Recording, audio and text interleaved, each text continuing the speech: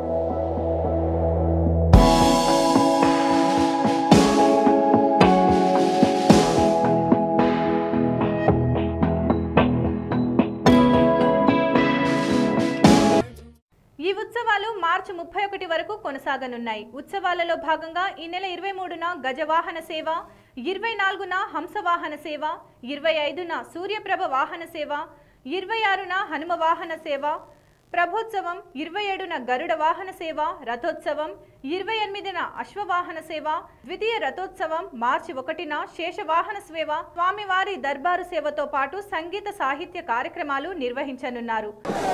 నా పేరు శ్రీనివాసరాజు.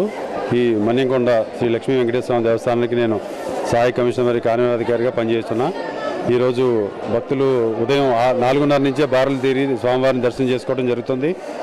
తర్వాత భక్తులు అంతా కూడా ఈరోజు తేరు కదిలేంత వరకు కూడా ఇదే పబ్లిక్ హెవీ క్రౌడ్ ఉండటం జరుగుతుంది. వారికి ఎక్కడ ఎటువంటి ఇబ్బందులు లేకుండా నిత్యం పర్యవేక్షిస్తూ వాళ్ళకి వెంటనే దర్శనం అయ్యేలాగా 2 క్యూ లైన్లు గతంలో మాదిరి కాకుండా రెండు లైన్ల ద్వారా పంపిస్తే కొంచెం తొందరగా వాళ్ళకి దర్శన భాగ్యం కలుగుతుందనే ఉద్దేశంతో అట్లా చేయడం జరిగింది.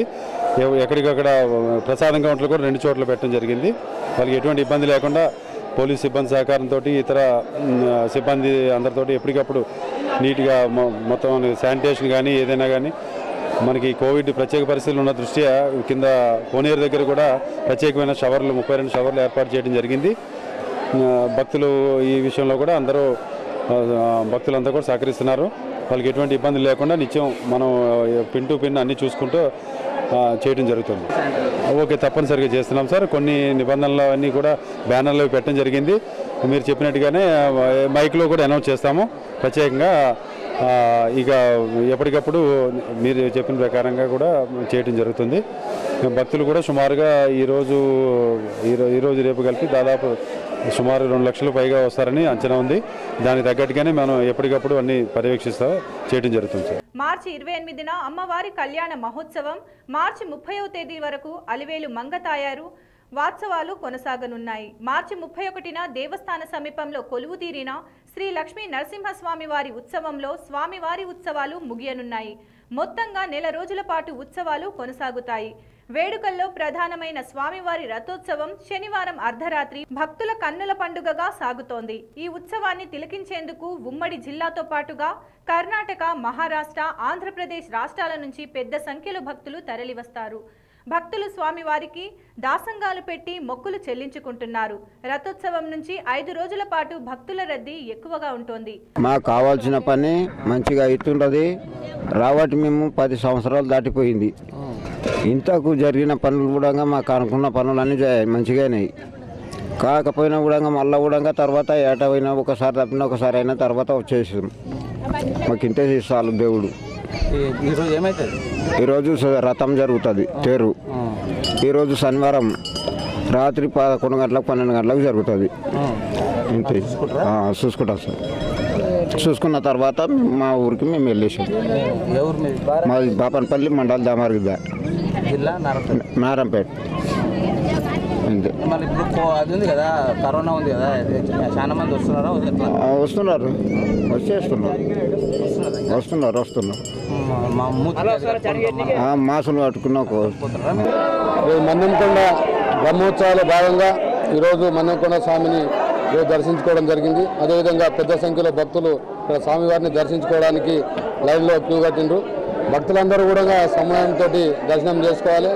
కోవిడ్ నిబంధనలను పాటించి తప్పకుండా ప్రతి ఒక్కరూ విధిగా మాస్క్ ధరించి దర్శనం చేసుకోవాలి.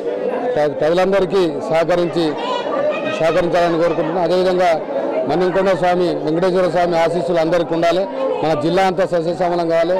మంచి వర్షాలతో ప్రతి ఒక్కరు కూడా ఆరోగ్య ఐశ్వర్యాలతో ఉండాలి.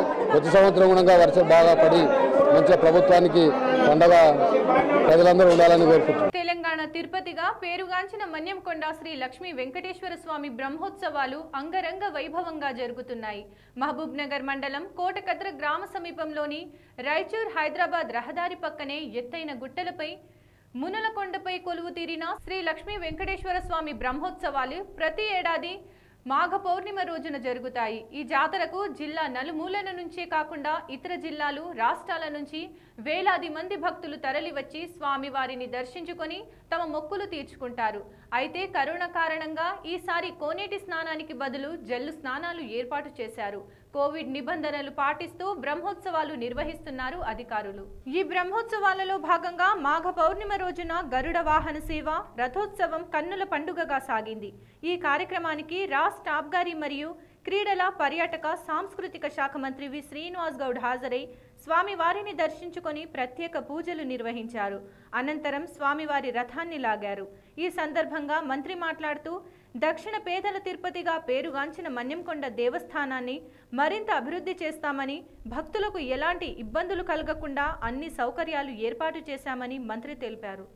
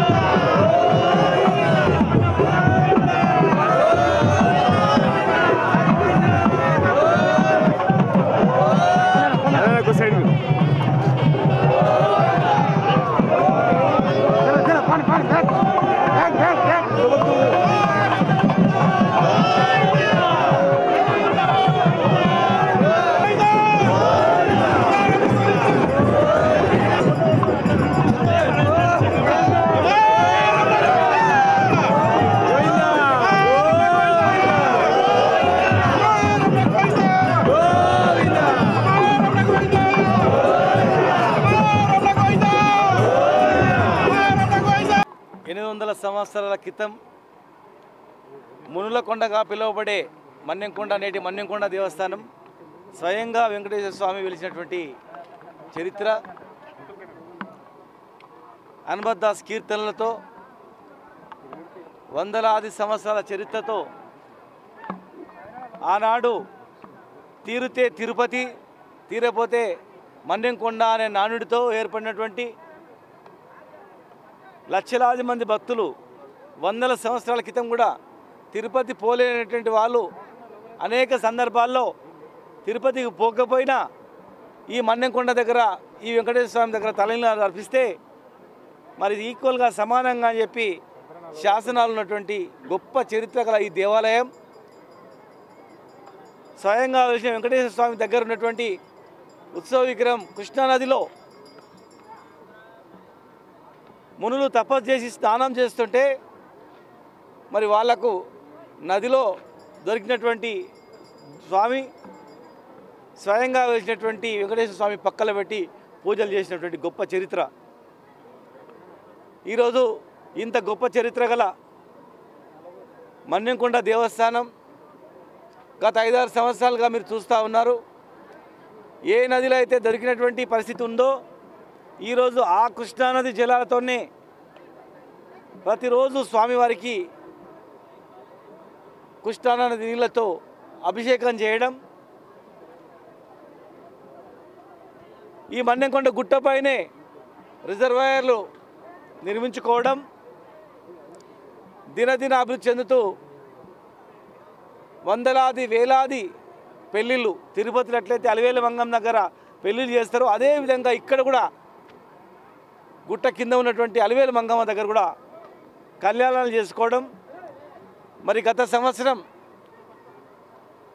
దాదాపు 1000 సంవత్సరాల క్రితం స్వయంగా గుట్టల మధ్య వెలిసినటువంటి లక్ష్మీనరసింహస్వామి దేవస్థానాన్ని కూడా శంకుస్థాపన చేసుకొని అక్కడ ప్రాకారాలు నిర్మించుకోవడం, కింద అతిపెద్ద కళ్యాణ మండపాన్ని కూడా పనులు ప్రారంభించుకోవడం, వచ్చిన భక్తులకు గుట్టపైన కూడా గదులు నిర్మిస్తూ అవి కూడా పనులు ప్రారంభించుకొని జరుగుతుండడం, మరి దినదినాభివృద్ధి చెందుతూ తెలంగాణ రాష్ట్రంలో కూడా ఎటు చూసినా పాడి పంటలతో ప్రజలందరూ కూడా ఎంతో సుఖశాంతులతో వస్తున్నటువంటి పరిస్థితి.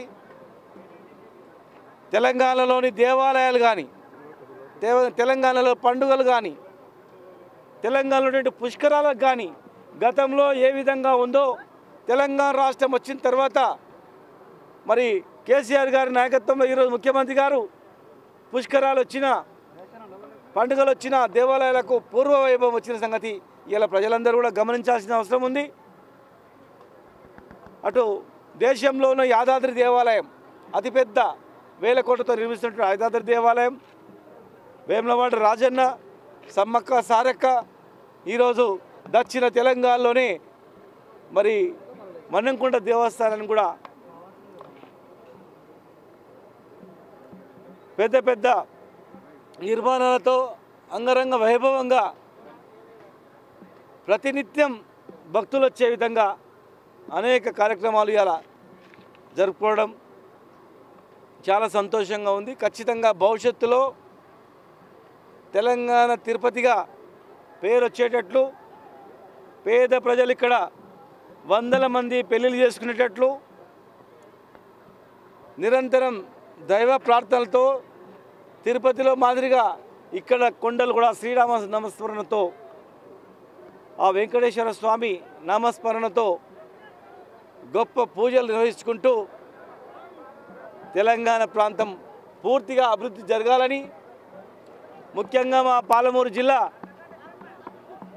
పాడి పంటలతో ఇంకా నిత్యం అభివృద్ధి చెందాలని, అనేక రిజర్వాయర్ల ద్వారా మహబూబ్నగర్ జిల్లా మొత్తం కూడా సస్యశ్యామలం కావాలని, ప్రతి కుటుంబం కూడా బాగుపడాలని, ప్రతి కుటుంబం కూడా సుఖశాంతులతో ఉండాలని భగవంతుడిచ్చిన శక్తితో మా జిల్లాను తెలంగాణ ప్రాంతంలోనే ఒక ప్రత్యేకమైన జిల్లాగా, ప్రత్యేకమైనటువంటి ప్రాంతంగా గుళ్ళు దేవాలయాలతో పాటుగా ఈ ప్రాంతం కూడా సుభిక్షంగా ఉండేటట్లు మరి వచ్చే సంవత్సరం నాటికి ఇక్కడ ఉన్నటువంటి కరివెన ఉదండపూర్ ప్రాజెక్టు కంప్లీట్ చేసుకొని మా జిల్లా మొత్తం కూడా సస్యశ్యామలం అయ్యేటట్లు భగవంతుడు చల్లగా చూడాలని పాలమూరు రంగారెడ్డి జిల్లా ప్రాజెక్టు ద్వారా మా జిల్లా మొత్తం కూడా సస్యశ్యామలం అయ్యేటట్లు ఆ భగవంతుడు కృప ఉండాలని చెప్పని